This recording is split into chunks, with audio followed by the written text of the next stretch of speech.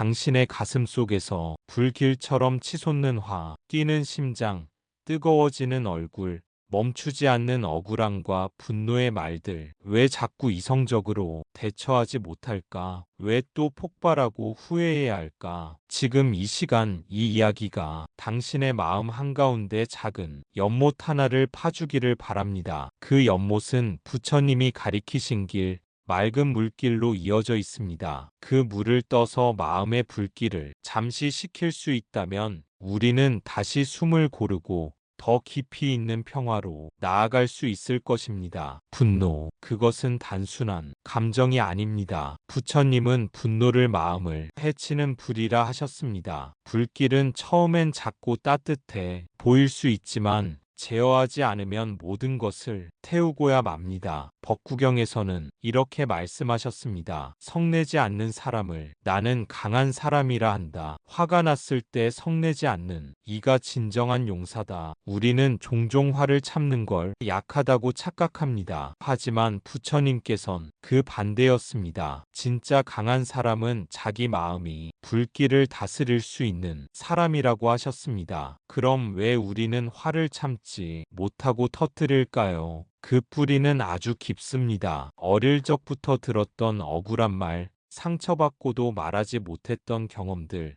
그리고 반복되는 무시와 불공정함, 이런 것들이 마음속에 쌓입니다. 그리고 어느 날 사소한 자극 하나가 그 불씨를 건드리는 겁니다. 중요한 건 화는 그때 그 사건에서 만 오는 게 아니라는 점입니다. 우리 안에는 이미 응어리진 감정들이 많고 그것들이 비슷한 상황을 만나면 터지는 것입니다. 그래서 화는 지금 이 순간의 일이 아니라 지나온 시간들이 마음속에서 되살아나는 일입니다. 겉으론 단지 말 한마디, 행동 하나가 문제처럼 보이지만 실제로는 그 말과 행동이 과거의 상처와 맞닿아 있기 때문에 우리 마음은 훨씬 더 격하게 반응하는 것입니다. 이해받지 못했던 기억, 억울했던 순간들, 그때 미처 흘려보내지 못한 감정들이 여전히 내 안에 살아있어서 비슷한 장면 앞에 서면 마치 상처가 다시 찢어지는 것처럼 아픕니다. 이때 대부분의 사람들은 상대에게 분노를 쏟아내거나 자신을 탓하며 자책에 빠지기도 합니다. 하지만 부처님은 그 어떤 쪽도 권하지 않으셨습니다. 그보다는 먼저 그 분노를 있는 그대로 알아차리라고 하셨습니다. 나는 지금 분노하고 있다. 이렇게 말할 수 있는 사람. 그 사람이 바로 수행자입니다. 분노를 누르거나 터뜨리는 것이 아니라 있는 그대로의 마음을 지켜보는 것, 그게 바로 부처님께서 가르치신 길입니다. 이 순간 마음에 떠오른 감정에 휘둘리지 않고 그 감정을 조용히 바라볼 수 있다면 그것만으로도 분노는 점차 힘을 잃어갑니다. 왜냐하면 감정은 주목받을수록 강해지고 관찰받을수록 약해지기 때문입니다. 분노는 적이 아니라 신호입니다. 내 안에 아직도 치유되지 않은 부분이 있다는 소리 없는 외침입니다. 그러니 그 감정을 부끄러워하거나 억지로 없애려 하지 않아도 괜찮습니다. 오히려 그 분노를 자신을 더 깊이 이해할 수 있는 기회로 삼는 것이 진짜 수행입니다. 분노는 괴로움의 끝이 아니라 깨어남의 시작일 수 있습니다. 부처님은 나라는 생각이 강할수록 그만큼 화도 자주 일어난다고 하셨습니다. 내가 옳아야 하고, 내가 인정받아야 하며, 내가 다치면 안 된다는 생각이 강할수록 우리는 쉽게 분노하게 됩니다. 하지만 부처님은 이렇게 말씀하셨습니다. 누가 나를 해쳤다. 누가 나를 모욕했다. 이런 생각을 품는 이는 분노에서 벗어나지 못한다. 그러나 그런 생각을 내려놓는 이는 마침내 분노로부터 벗어난다. 그렇습니다. 화를 다스리는 길은 억누르는 것이 아닙니다. 그 생각 자체를 알아차리고 거기 머무르지 않는 데 있습니다. 화를 억누르려 애쓰면 오히려 그 감정은 더 깊이 숨습니다. 겉으론 아무렇지 않은 듯 보여도 속에서는 여전히 분노가 타오르고 있기에 어느 순간 전혀 엉뚱한 상황에서 폭발하게 됩니다. 그래서 부처님은 감정을 억압하지 말고 그저 보라고 하셨습니다. 판단도 분석도 하지 말고 일어난 그대로를 알아차리는 것, 그게 바로 수행의 시작입니다. 지금 내 안에 화가 올라오고 있다. 이 화는 내 생각과 감정에서 비롯된 것이다. 이렇게 말할 수 있다면 당신은 이미 분노에 끌려가지 않고 그것을 바라보는 자리에 선 것입니다. 알아차림은 화를 없애지 않습니다. 다만 화에 휘둘리지 않게 만듭니다. 우리는 감정이 일어나는 걸 막을 수 없습니다. 하지만 감정이 머무를 자리를 제공하지는 않을 수 있습니다. 분노가 올라올 때 그 감정을 붙잡고 왜 화가 났는가를 따지기보다 그저 있는 그대로의 감정 상태를 지켜보는 것, 화가 나 있다는 사실만 놓지 않고 바라보면 마음은 조금씩 가라앉기 시작합니다. 부처님께선 또 이렇게 말씀하셨습니다. 자기를 이긴 자는 천명의 적을 이긴 것보다 위대하다. 여기서 자기란 끊임없이 반응하려는 마음, 곧 습관처럼 반복되는 분노의 자동 반응을 말합니다. 분노를 억제하는 것이 아니라 그 분노가 만들어지는 근원을 이해하고 거기서 벗어나는 것이 진정한 힘입니다. 분노는 우리 안의 상처에서 비롯됩니다. 그 상처를 미워하지 말고 따뜻한 시선으로 바라볼 수 있다면 그 순간부터 치유가 시작됩니다. 그럼 어떻게 해야 할까요? 분노의 순간 우리는 할 수 있습니다. 그 순간 숨을 들이마시고 내쉬는 것입니다. 나는 지금 화가 났다. 이 감정은 나지만 나는 이 감정이 아니다. 그렇게 한 호흡 멈추면 그 불길은 잠시 식기 시작합니다. 분노는 마치 파도와 같습니다. 밀려오지만 반드시 지나갑니다. 우리가 할 일은 그 파도에 휩쓸려 싸우거나 억지로 막으려 애쓰는 것이 아니라 그저 바라보는 것입니다. 그리고 그 안에서 나를 지키는 것입니다. 파도는 거셀수록 우리가 몸에 힘을 줄수록 더 쉽게 넘어지게 됩니다. 하지만 힘을 빼고 몸을 낮추면 파도는 우리를 지나쳐갑니다. 분노의 감정도 마찬가지입니다. 힘으로 이기려 들면 더 거세지지만 그저 바라보는 태도에는 스스로 힘을 잃고 사그라들게 됩니다. 그 순간 필요한 것은 나를 붙잡지 않는 연습입니다. 내가 모욕당했다. 내가 무시당했다. 이렇게 생각하면 화는 더욱 단단해집니다. 하지만 이 생각은 그냥 지나가는 것이다. 이 감정은 머물지 않을 것이다. 이렇게 바라보면 어느새 마음은 조금씩 공간을 가집니다. 그 공간 안에서 우리는 새로운 선택을 할 수 있습니다. 화를 터뜨리는 대신 조용히 숨을 고를 수 있고 상대에게 상처 주는 말을 내뱉는 대신 잠시 침묵을 선택할 수 있습니다. 부처님께서 자주 강조하신 수행의 핵심은 바로 이 멈춤입니다. 즉시 반응하지 않기. 그 단 한 번의 멈춤이 괴로움의 흐름을 끊어줍니다. 그 멈춤 속에서 우리는 내면의 소리를 들을 수 있고 그 소리 속에서 진짜 나의 상태를 알아차릴 수 있습니다. 그리고 무엇보다 그 멈춤은 연습을 통해 길러집니다. 오늘은 한 번, 내일은 두 번, 화를 일으키는 상황에서 한 호흡을 더 가져보는 것. 그것이 바로 분노를 수행이 연료로 삼는 지혜입니다. 결국 분노는 우리를 무너뜨리기 위한 것이 아니라 우리가 더 깊이 깨어나도록 이끄는 도구가 될 수 있습니다. 그 파도 속에서 당신은 중심을 세울 수 있습니다. 분노를 없애는 것이 아니라 그 분노를 이겨내는 자신을 만나는 것입니다. 부처님은 말씀하셨습니다. 화를 화로 다스릴 수는 없다. 오직 자비로서만이 화를 이길 수 있다. 자비는 상대를 위한 것 같지만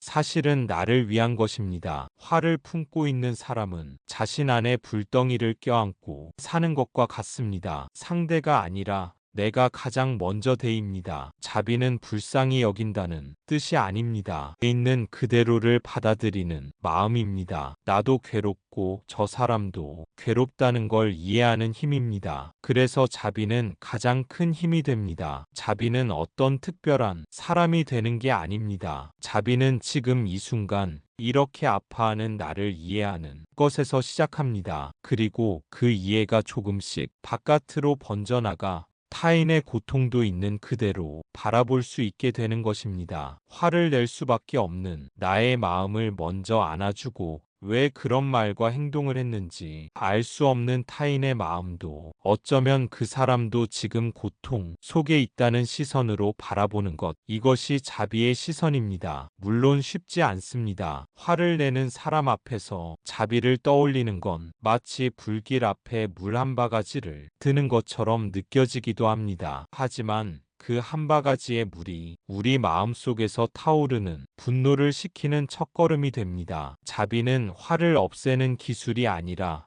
화에 휩쓸리지 않기 위한 태도입니다. 그 사람이 나를 무시한 것이 아니라 그 사람도 어딘가 아파서 그렇게 반응한 것일 수 있다는 시선. 그렇게 바라보면 화는 더 이상 힘을 쓰지 못합니다. 이건 상대방을 용서하라는 말이 아닙니다. 스스로를 해치지 않기 위한 선택입니다. 부처님께서 자비를 가르치신 이유는 타인을 위한 교훈이라기보다 우리 자신이 고통에서 벗어나기 위함이었습니다. 내가 상처받지 않으려면 먼저 마음의 평화를 심어야 합니다. 그 평화의 씨앗이 바로 자비입니다. 그래서 자비는 나를 가장 깊이 보호해주는 방패이자 가장 먼 길까지 나아가게 하는 길입니다. 분노가 솟아오를 때마다 그 순간 자비를 떠올릴 수 있다면 우리는 그 자리에서 이미 한 발 괴로움에서 벗어난 것입니다. 지금도 마음속에 분노가 일어나고 있다면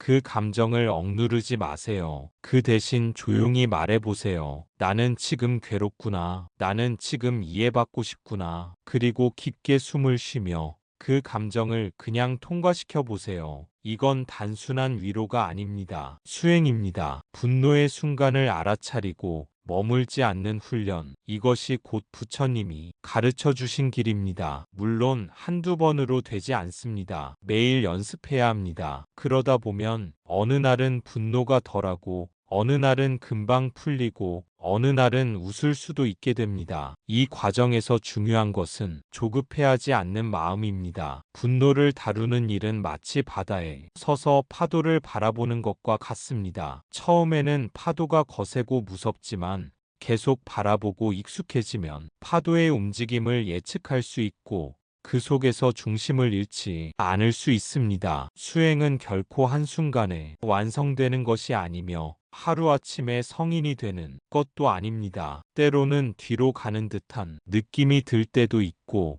분노가 더 자주 일어나는 것처럼 느껴질 수도 있습니다. 그럴 때마다 자신을 다그치지 마세요. 오히려 그런 순간이 성장이 일부임을 인정하세요. 우리가 진정으로 변화하려면 지금 이 순간의 감정을 그대로 받아들이고 그 감정에 휘둘리지 않는 힘을 키워야 합니다. 화가 날 때마다 그 감정을 관찰하는 것이 곧 마음의 근육을 키우는 운동임을 기억하세요. 그리고 어느 순간 문득 알게 됩니다. 분노가 예전만큼 강하지 않다는 것을.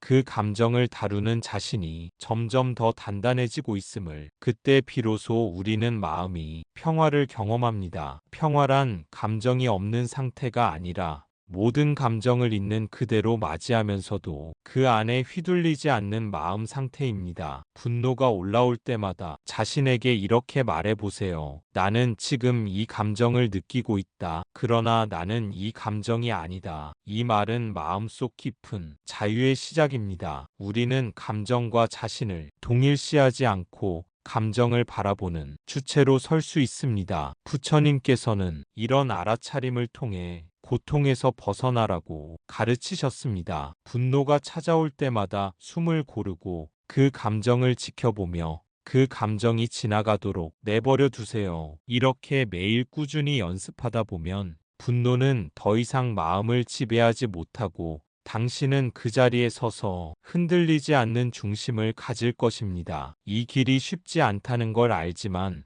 그 길 위에 선 당신은 이미 승리자입니다. 부처님이 걸어가신 그 길을 따라 당신도 자유로워질 것입니다. 중요한 건 분노가 생기는 나를 미워하지 않는 것입니다. 화가 난 자신을 비난하지 마세요. 당신은 지금 배우는 중입니다. 불길을 다스리는 법을 익히는 중입니다. 그리고 분명히 더 나은 방향으로 나아가고 있습니다. 지금 이 말을 듣고 있는 당신은 이미 첫 발을 디뎠습니다. 당신은 더 이상 화에 끌려가지 않고 그 마음을 이해하려는 사람입니다. 그 길은 쉽지 않을 수 있습니다. 때로는 다시 불길이 일어나고 자신에게 실망할 때도 있을 것입니다. 하지만 중요한 것은 멈추지 않는 마음입니다. 한번 실패했다고 해서 돌아서지 마세요. 그 과정 자체가 성장이고 깨달음의 씨앗입니다. 분노를 이해하고 바라보는 당신의 노력은 이미 깊은 평화를 향한 발걸음입니다. 조금씩 그러나 확실하게 당신의 마음은 더 넓고 맑아질 것입니다. 나무 아미타불 관세음보살 부처님은 말씀하셨습니다. 성내지 않는 자는 세상에서 가장 위대한 사람이다. 당신도 그렇게 될 수 있습니다. 지금 이 호흡 속에서 당신은 이미 그 길 위에 서 있습니다. 감사합니다. 구독과 좋아요는 저에게 큰 힘이 됩니다.